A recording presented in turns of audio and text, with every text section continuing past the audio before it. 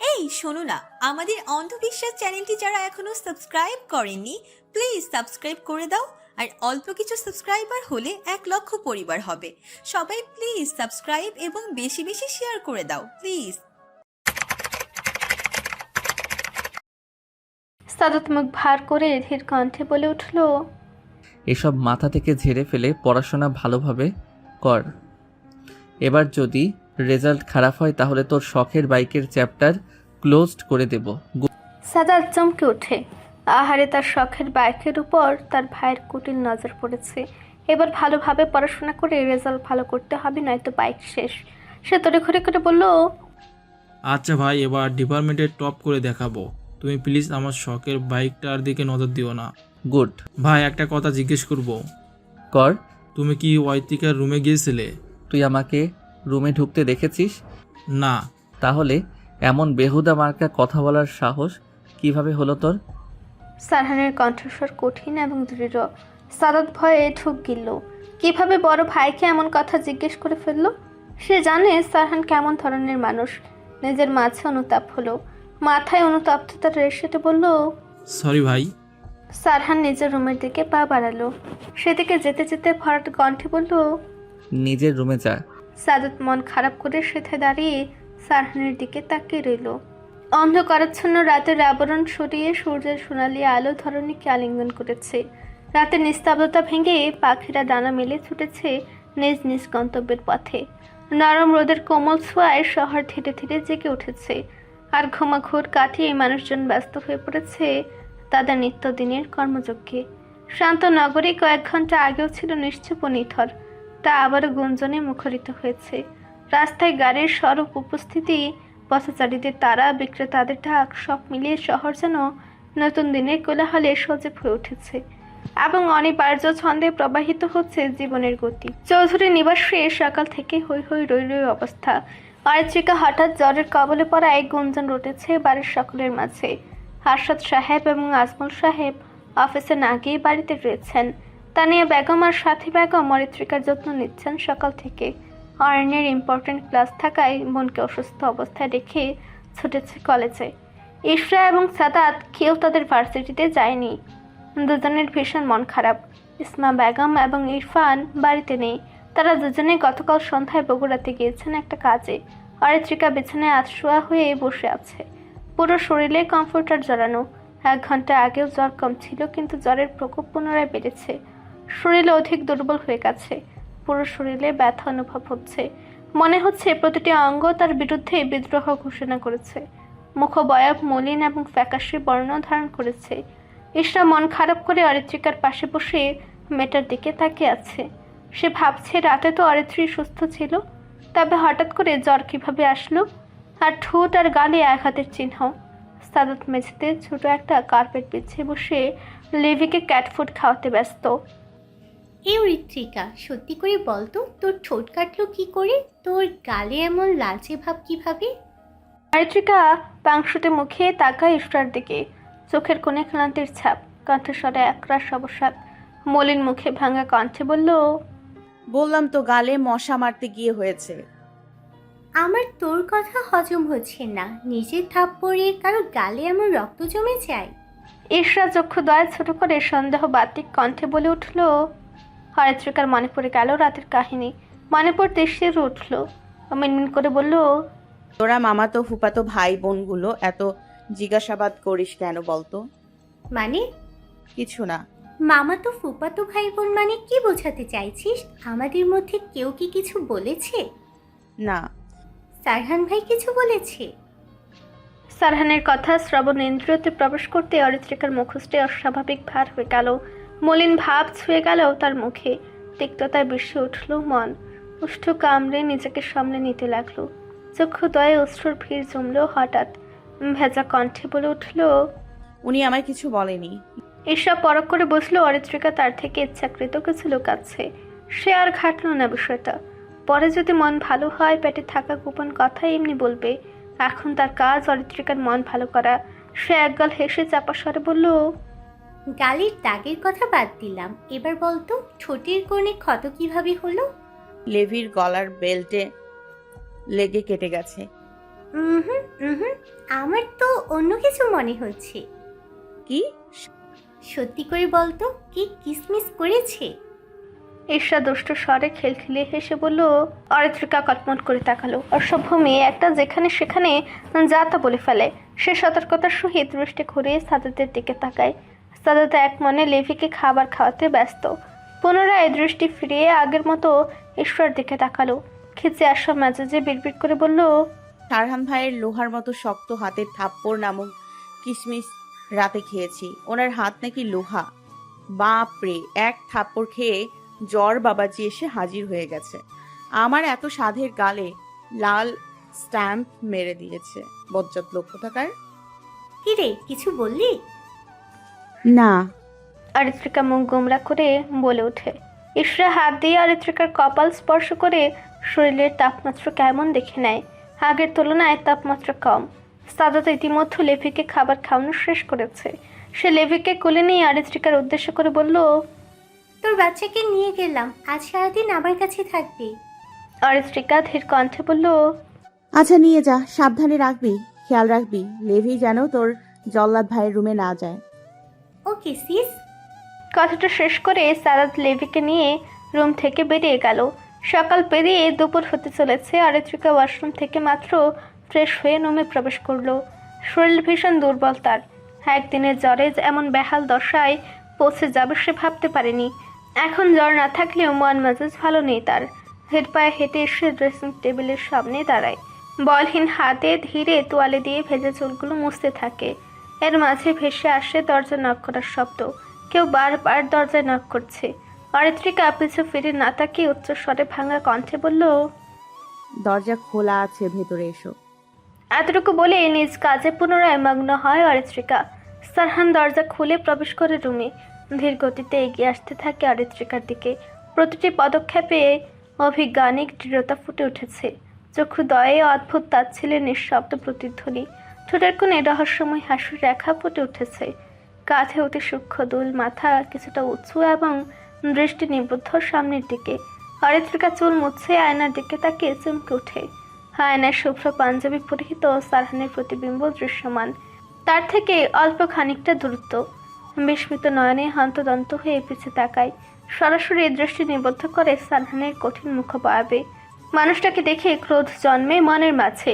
তা প্রকাশ না করে শান্ত কণ্ঠে বলে ওঠে, আপনি এখানে কেন এসেছেন? সারহান এখনো কথায় কোনো প্রতিক্রিয়া দেখায় না। উল্টো স্বাভাবিকভাবে শুধায়, শরীর কেমন আছে তোর? অরিত্রিকা বিস্ফোরিত নয়নে তাকিয়ে রইল শ্যামবর্ণ মানুষটার দিকে। আজ সারহানকে অদ্ভুত রকমের স্বাভাবিক আর শান্ত লাগছে। কাহিনী কি? মনে মনে রাগ ধরে গেল তার। গতকাল বিনা কারণে জ্বর কষেছে, আর আজ কিনা এসে শরীরের খবর নিচ্ছে। কত বড় সাহস! মুখ বাঁকিয়ে ঠোঁট চেপে রাগ চেপে রাখার বৃথা চেষ্টা করল সে, কিন্তু পারল না। গলায় জমে থাকা খুব শেষমেশ গম গম কণ্ঠে বেরিয়ে এলো, থাপ্পড় মেরে আবার আদর দেখাতে এসেছেন? কথাটা তীক্ষ্ণ শোনালো, যেন বিষ মেশানো ধাতব শব্দ। সারহান শান্ত দৃষ্টিতে তার মুখের দিকে তাকিয়ে রইল। এক মুহূর্তের জন্য ভ্রু কুচকাল না। চোখের গভীরতা এতটুকু বদলালো না। দরদ আপনজনদের জন্য দেখাতে হয়, তুই কি আপন? সারহান দৃঢ় এবং শান্ত কণ্ঠে বলে উঠে। অরিত্রিকা থতমত খেয়ে যায়। দৃষ্টি নতুন করে মুখ ভার করে বলে, আপনার আপন হতে আমার বইয়ে গেছে। আমার রুম থেকে যান, আমি ডিস্টার্ব ফিল করছি। অসুস্থ হয়েও তোর তেরামো কমলো না। আপনার সাথে কথা বলার ইচ্ছে আমার নেই, চলে যান প্লিজ। সারহান অরিত্রিকার রাগ ও স্ট্রয়ী মুখ পানে তাকিয়ে ভরাট কণ্ঠে বলল, আমারও তোর মতো বেয়াদবের সাথে কথা বলার ইচ্ছে নেই, কিন্তু কিছু দেখানোর ছিল। অরিত্রিকা রাগার নিতল দৃষ্টিতে তাকিয়ে বলল, কি? আগে আমার প্রথম প্রশ্নের উত্তর দে। আপনার দাবাং মার্কা থাপ্পড় খেয়ে এখনো অসুস্থ বোধ করছি। জ্বর আপাতত নেই, ঠিকঠাক মতো খেতে পারছি না, ব্যথায় মুখে স্নো দিতে পারছি না, ঠোঁটে লিপ বাম দিতে পারছি না, মাথা ঝিমঝিম করছে। আর সারহানের ভ্রুযুগল বেঁকে গেল। গমগমে কণ্ঠে বলে উঠল, স্টপ। অরিত্রিকা চুপ হয়ে গেল। আবুঝের ন্যায় বিরক্তিকর চাহনিতে তাকিয়ে রইল। সারহান দ্রুততার সহিত পকেট হতে ফোন বের করলো। ফোন স্ক্রিনে আঙুল বলিয়ে গ্যালারি থেকে একটা পিক বের করে গাম্ভীর্যের সহিত বলে উঠল, এদের চিনিস? অত্রিকা এক পলক দণ্ডায়মান মানবটির দিকে তাকিয়ে ফোন কৌতূহলবশত ফোন স্ক্রিনে তাকালো। দৃষ্টি স্থির করতেই বাকরুদ্ধ হয়ে গেল।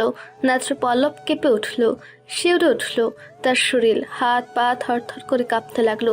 কি বিভৎস সেই দৃশ্য! ভয়ে গলা শুকিয়ে কাঠ হয়ে গেল। অবিশ্বাস্য চাহনিতে তাকালো সারহানের দিকে। সারহান নির্লিপ্ত অনুভূতিহীন ভঙ্গিতে দাঁড়িয়ে আছে। অরিত্রিকা নিজেকে সামলে কম্পনরত কণ্ঠে আওড়ালো, এরা তো গতকাল আমাকে ভার্সিটি ক্যাম্পাসে হ্যারাস করেছিল। এদের শরীরে রক্ত ক্ষত। সারহান ফোন পুনরায় পকেটে পুরে নেয়। চওড়া হেসে বলে, ওদের কৃতকর্মের শাস্তির চিহ্ন ওগুলো। এখনো শাস্তি শেষ হয়নি, আরো বাকি আছে। অরিত্রিকা লিভিং রুমের সোফায় শরীর এলিয়ে চুপচাপ বসে আছে।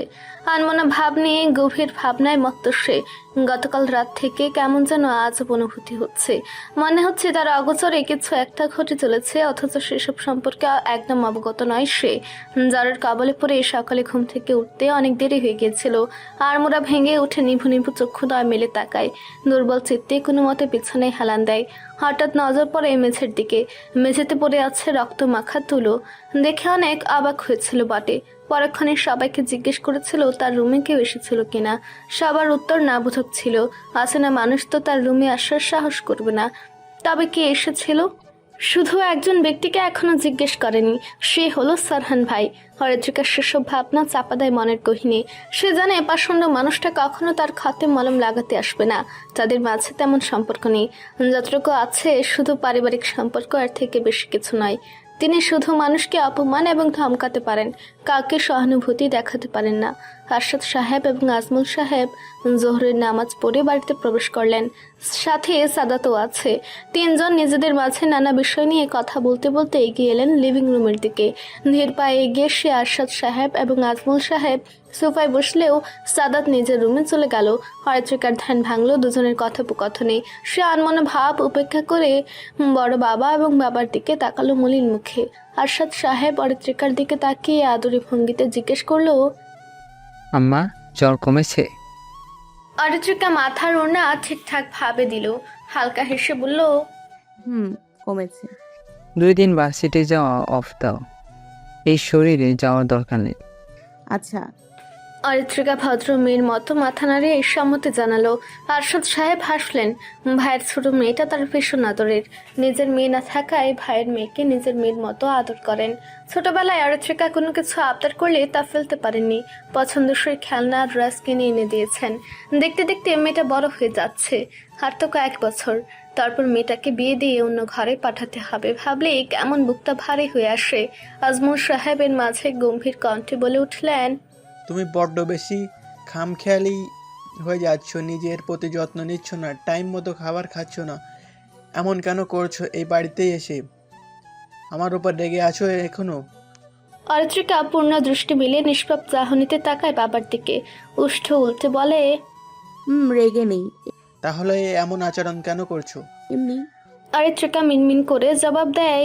আজমল সাহেব তপ্ত শ্বাস ফেলে বললেন, ডেইলি রুটিন মেনটেন করে চলবে, এমন উড়নচণ্ডীভাবে চলাফেরা করা যাবে না। মনে রেখো, বড় হচ্ছ। অরিত্রিকার মন ভার হয়ে এলো। মলিন মুখে বলল, তুমি কি আমার স্বাধীনতা কেড়ে নিতে চাইছো আব্বু? আজমল সাহেব আশ্চর্য হলেন। বিস্মিত চোখে তাকালেন মেয়ের মুখ পানে। আরশাদ সাহেব গলা খাকারি দিয়ে বললেন, আজমল, তুমি চুপ করো। আরিত্রিকা এখনো ছোট, আর এমন বয়সে একটু দুষ্টুমি করবে, স্বাভাবিক। ছোট বলে মাথায় তুলবেন না ভাই সাহেব। এরপর দেখবেন ছোটরা আমাদের মাথায় বসে তবলা বাজাবে, আর আমরা সেসব তালে নাচবো। আজমল সাহেব গম্ভীর মুখে কথাটি বলে উঠে চলে গেলেন। আরশাদ সাহেব কিছুক্ষণ চুপ থেকে হেসে উঠলেন। তিনি উঠে অরিত্রিকার মাথায় পিতৃসুলভ আদুরে হাত বুলিয়ে নিজের রুমের দিকে চলে গেলেন। এর মাঝে আরিন ক্লান্ত ভঙ্গিতে প্রবেশ করলো বাড়িতে। কলেজ ব্যাগ কাঁধে আঁকড়ে কোনো মতে হেলে দুলে অসুস্থ রোগীর ন্যায় হেঁটে এসে অরিত্রিকার সামনে এসে দাঁড়ালো। ম্লান মুখে জিজ্ঞেস করলো, কি অবস্থা তোর? অরিত্রিকা জবাব দেয়, এখন একটু ভালো। ফ্রেশ হয়ে আসছি, তারপর কথা বলছি। আচ্ছা। অরিন টলতে টলতে সিঁড়ি বেয়ে উপরে চলে গেল। অরিত্রিকা হতাশার শ্বাস টানলো, মনে মনে বকলো ইশরাকে। এই মেয়ে ফ্রেশ হতে কখন গিয়েছে, এখনো আসার কোনো নাম নেই। মনে হয় ওয়াশরুমে বসে বসে ঘুমাচ্ছে। চৌধুরী নিবাসে আজ সার্ভেন্টরা বেশ তোড়জোড় লাগিয়েছে পরিষ্কারে পরিচ্ছন্নতা এবং জামা কাপড় ওয়াশ করতে। বাড়িতে হঠাৎ এত আয়োজনের কারণ বোধগম্য হলো না তার। এসব বিষয়ে জানার আগ্রহ জন্মালো না। যা ইচ্ছে হোক, তার কোনো মাথা ব্যথা নেই। এখন শুধু একটু শান্তি প্রয়োজন। কিন্তু তার কপালে সহজে এসব নেই। ইস, আজ একটু শাড়ি পরে সেজেগুজে পদ্মার পাড়ে বান্ধবীদের সাথে ঘুরতে যেতে চেয়েছিল, তার হলো না। সারহান ভাইয়ের টর্নেডোর ন্যায় থাপ্পড়ে সব প্ল্যান উড়িয়ে নিয়ে গেছে। বদলোক কোথাকার, এই মানুষটার কপালে বউ জুটবে না। আচমকা ইরফানের কণ্ঠস্বর শ্রবণ ইন্দ্রিয়ে প্রবেশ করতে ধরফরে উঠল অরিত্রিকা। চঞ্চল ভঙ্গিতে আতঙ্কিত দৃষ্টিতে তাকালো পাশে। ইরফান তার থেকে কিছুটা দূরত্ব বজায় রেখে বসে আছে। শুকনো উদাসীন মুখে তার দিকে উদ্বিগ্ন হয়ে তাকিয়ে আছে। চোখ লালচে বর্ণ ধারণ করেছে, চোখগুলো কেমন উস্কো খুস্কো হয়ে আছে, শার্ট কুচকে। অরিত্রিকা কিছুটা অবাক হলো এমন এলোমেলো চেহারা দেখে। স্বাভাবিকভাবে উত্তর দিল, আলহামদুলিল্লাহ ভালো আছি। আপনি কখন এলেন বগুড়া থেকে? ইরফান স্বস্তির নিঃশ্বাস ফেলে ধীরজ কণ্ঠে বলে, এইমাত্র আসলাম। অরিত্রিকার সদর দরজার দিকে তাকিয়ে শুধায়, ফুপি আসেনি? না। আপনি একা ফিরে এসেছেন ইরফান ভাই? হুম। আপনার আর ফুপির তো একসাথে আসার কথা ছিল, তবে গুরুত্বপূর্ণ কাজের জন্য ফিরে এসেছি। ইরফান শান্ত চাহনিতে তাকে প্রত্যুত্তর করে। অরিত্রিকা এক পলক ইরফানের দিকে তাকিয়ে দৃষ্টি ফিরিয়ে নেয়, অন্যত্র তাকিয়ে ছোট্ট করে বলে ওঠে, ও। ইরফান উঠে দাঁড়ালো, এক পলক অরিত্রিকার মুখশ্রীতে তাকিয়ে পরখ করলো। দৃষ্টি স্থির হলো ওষ্ঠকোণের খাতে এবং গালে। বিচলিত হয়ে জিজ্ঞেস করলো, কোণে কাটলো কিভাবে, আর গালে কি হয়েছে? ঈশ্বর থেকে জেনে নিয়েন। আমার এক কথা বলতে ভালো লাগছে না। ইরফান বোধ হয় একটু কষ্ট পেল এহেন উত্তরে। দমে গেল কিছুটা, ম্লান মুখে তাকিয়ে রইল মেয়েটার দিকে। অরিত্রিকা আর চোখে তাকালো, পুনরায় প্রশ্ন করলো, কিছু বলবেন? ইরফান অদ্ভুত হাসলো। ওয়ারিন, ইশরা আর তোর জন্য গিফট নিয়ে এসেছি, যাতে আমার রুমে এসে নিয়ে যাস। আমার জন্য কি গিফট এনেছেন? তোর পছন্দের কোনো জিনিস এনেছি, রাতে দেখিস। ইরফান কারো উপস্থিতি বুঝতে পেরে আর কিছু না বলে মৃদু হেসে প্রস্থান করলো সেখান থেকে। অনিত্রিকা ড্যাব ড্যাব করে তাকিয়ে রইল সেদিকে। মানুষটার আচরণ আজ কেন উদ্ভট লাগছে। ভাবসাব মোটেও ভালো ঠেকছে না। দৃষ্টি ঘুরে সামনে তাকাতেই আরেক দফা চমকে গেল। অস্ফুট স্বরে বলে উঠল, আপনি? আমি এসে তোদের কথা বলায় ডিস্টার্ব করলাম বুঝি? সারহান সোফায় গা এলিয়ে গম্ভীর কণ্ঠে বলে উঠল। অরিত্রিকার চক্ষুদ্বয় সংকুচিত হয়ে গেল। বিরক্তি ভাব নিয়ে বলল, আপনি সবসময় বেশি বোঝেন সারহান ভাই। সারহান বাঁকা হেসে বলল, তোর মতো কম বোঝে স্টুপিড উপাধি পাওয়ার থেকে বেশি বোঝা অনেক ভালো। আপনি একটা অসহ্য। আর তুই একটা ইডিয়েট। ইডিয়েট কেন বললেন আমায়? অরিত্রিকা ফুঁসে উঠল। সারহান তা উপেক্ষা করে হেয়ালিপূর্ণ ভঙ্গিতে বিদ্রুপাত্মক হেসে বলল, যে মানুষের বিহেভ দেখে তার মনে চলমান অব্যক্ত কথা বোঝার ক্ষমতা নেই, আমার ভাষ্যমতে তাকে এক কথাই ইডিয়েট বলে। অরিত্রিকার কপাল কুঁচকে গেল। মুকার ন্যায় বলল, কি বুঝবো? আর কার মনে কি চলছে? স্টুপিড একটা, পড়াশোনা করেও ব্রেন এখনো হাঁটুর নিচে। সারহান ভাই, আপনি কিন্তু আমায় অপমান করছেন। অপমান করার যোগ্য তুই, তাই অপমান করছি। সারহান ভাবলেশহীন ভাবে বলে উঠল। অরিত্রিকা কটমট করে তাকালো মানুষটার দিকে। রাগে নাকের পাটাতন ফুলতে লাগলো। সারহান তা অবলোকন করে ভরাট কণ্ঠে বলল, আমার দিকে মঞ্জলিকার মতো তাকিয়ে থাকবি না। অরিত্রিকার মেজাজ বিগড়ে গেল। তিরিক্ষি মেজাজে বলে উঠল, আপনি আপনি আপনি হলে মঞ্জুলিকার বয়ফ্রেন্ড মঞ্জু। গড়গড় করে উল্টাপাল্টা বকে ক্ষান্ত হলো অরিত্রিকা। রাগের বশে কি বলে ফেলেছে মনে পড়তে জিভ কাটলো। ভার্ত দৃষ্টিতে তাকালো সারহানের দিকে। সারহানের মাঝে কোনো দোলাচল দেখা গেল না।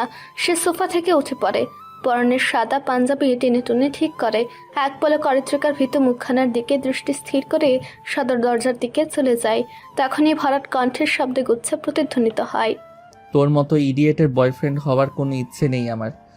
অরিত্রিকা স্তব্ধ হয়ে তাকিয়ে রইল সারহানের দিকে। অতিশয় বিস্ময়ের অতল গহিনী ডুবে গেছে। পরিত্যক্ত গোডাউনের ভেতরের পরিবেশ সাধারণ খুবই নির্জন এবং গা ছমছমে। চারপাশের পরিবেশ ধুলো ময়লায় পরিপূর্ণ।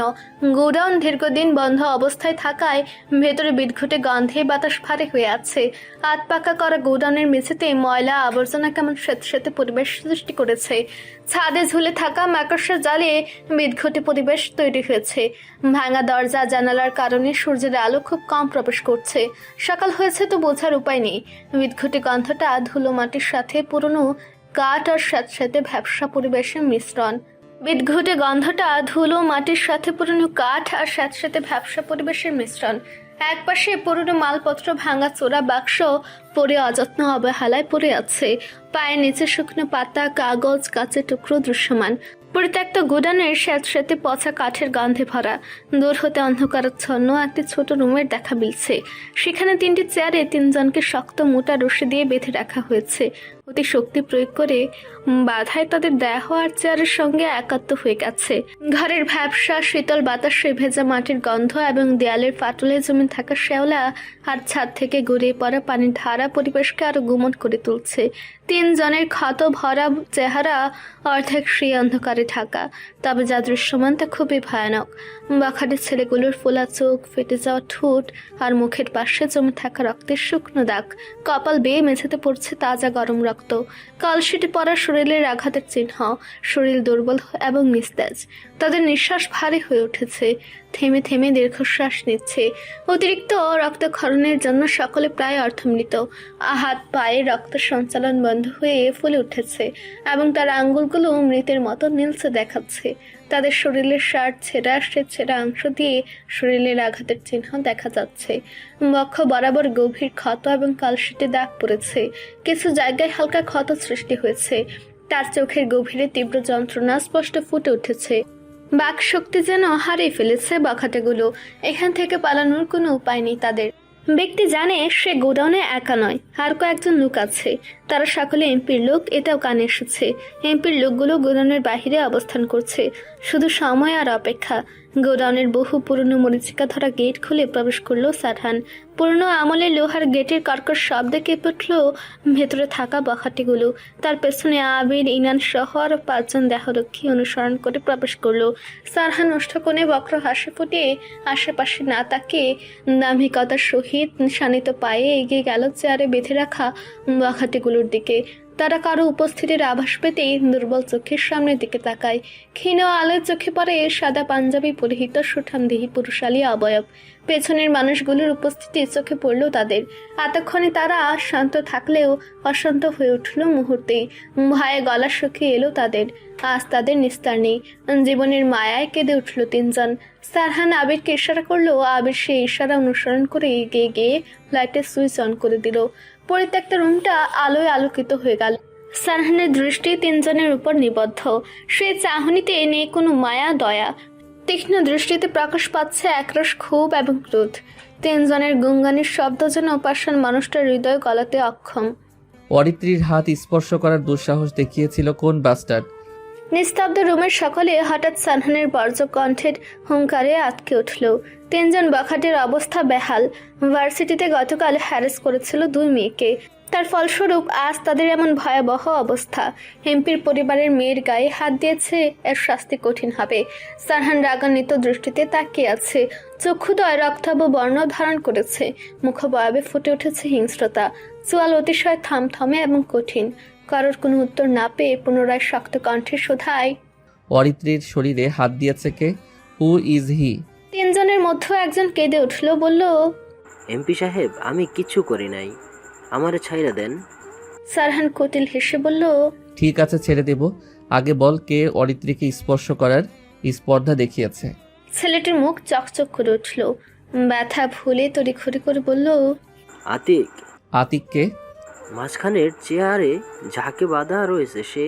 সারহান ভ্রুযুগল বাঁকিয়ে তাকালো আতিকের দিকে। আতিক ভয়ে থরথর করে কাঁপছে। চোখ দিয়ে অনবরত নোনা জল ঝরছে। মৃত্যু ভয়ে আত্মার শুকে আসছে। সারহান তা পরখ করে উষ্ঠ বাঁকায়। দাম্ভিকতা বজায় রেখে এগিয়ে যায় আতিকের দিকে। কুটিল হেসে বলে ওঠে, আতিক, জানিস তোকে দেখে আমার একটু মায়া হচ্ছে না, বরং ইচ্ছে করছে এই মুহূর্তেই তোর গলায় নিজের হাতে ছুরি চালিয়ে দেই, কিন্তু না, আমি তা করব না। কারণ তোদের মতো নীচ মানুষকে এত সহজে মৃত্যুর স্বাদ দেওয়া মানে শাস্তিকে হালকা করে দেওয়া। এবার তোদের নজর ভুল জায়গায় পড়েছে। আমার সম্মানে হাত দিয়েছিস, তার শাস্তি তোকে পেতেই হবে। সেই শাস্তি এমন হবে যা তোদের অস্তিত্বের প্রতিটি কোণায় ভয় হয়ে গেঁথে থাকবে। তোদের প্রতিটি নিঃশ্বাসে, প্রতিটি রাতের ঘুমহীন আতঙ্কে সেই পাপের মূল্য দিতে হবে। বাখাটে তিনজন ভয়ে কেঁপে উঠল। সারহান আবিরের দিকে হাত বাড়ায়। আবির তা দেখে হাতে থাকা বন্দুক সারহানের হাতে তুলে দেয়। সারহানের মুখবয়ব কঠিন হয়ে ওঠে। বন্দুক সরাসরি তাক করে আতিকের বাহু বরাবর। ভাবমূর্তি পরিবর্তন করে নিজের মাঝে ঘুমন্ত হিংস্র মনোভাব বের করে আনে। ক্রোধ মিশ্রিত চাহনিতে তাকে দাঁতে দাঁত চেপে উচ্চস্বরে বলে ওঠে, অরিত্রীর শরীরে তোর কলুষিত ঘৃণ্য দুর্গন্ধময় হাতের স্পর্শ পড়েছে। সেই হাত কি অক্ষত রেখে দেওয়া যায় আতিক? সেই হাত কি আর থাকার যোগ্য? আজ আমি ন্যায়ের শাস্তি দেব। যে হাতের স্পর্শ অপবিত্র করেছে অরিত্রীর শরীর, সেই হাত শান্তিস্বরূপ আজ তোকে হারাতেই হবে।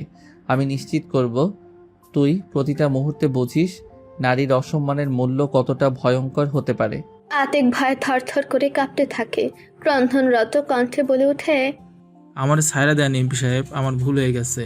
আর কোনোদিন এমন জঘন্য কাজ করবো না, আমারে মাফ করে দেন। যা, মাফ করে দিলাম।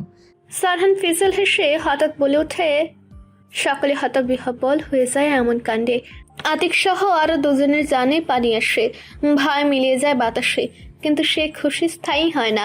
বুলেটের শব্দে কেঁপে ওঠে রুম। কারো ভয়াবহ আর্তনাদে নিস্তব্ধতা ভেঙে যায় মুহূর্তে। সবাই হাঁকচকে গেল। আতঙ্কে বক্ষ কেঁপে ওঠে। ভয়ার্ত নজরে তাকায় সারহানের দিকে। সারহানের সাদা পাঞ্জাবিতে লাল তাজা রক্তের ছিটকে আসা দাগ। গম্ভীর মুখে রক্তের ছিটে এসে পড়েছে। উষ্ঠে কোণে রহস্যময় হাসি। সুচালো দৃষ্টি আতিকের পানি। আতিকের শরীর ঝিমিয়ে গেছে। চক্ষুদয় আধ খোলা, যে বের হয়ে আছে।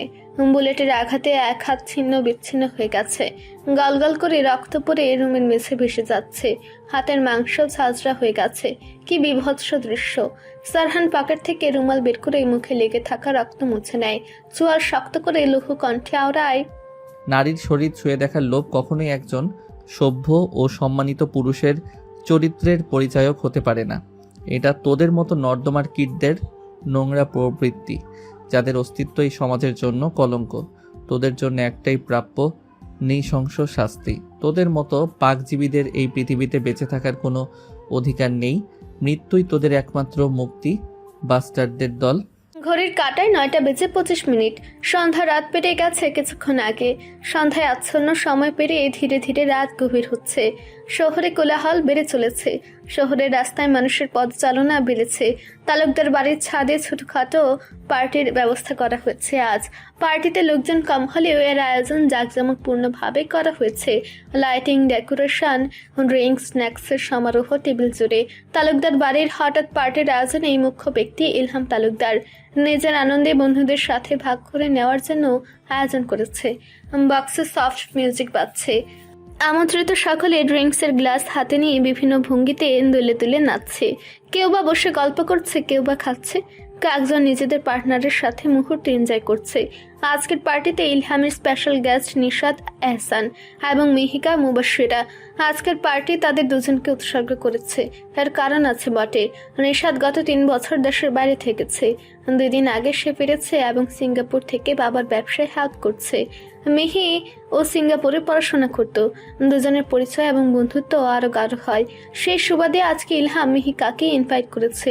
নিশাদ আর মিহি চেয়ারে পায়ের উপর পা তুলে নাটকীয় ভঙ্গিতে বসে আছে।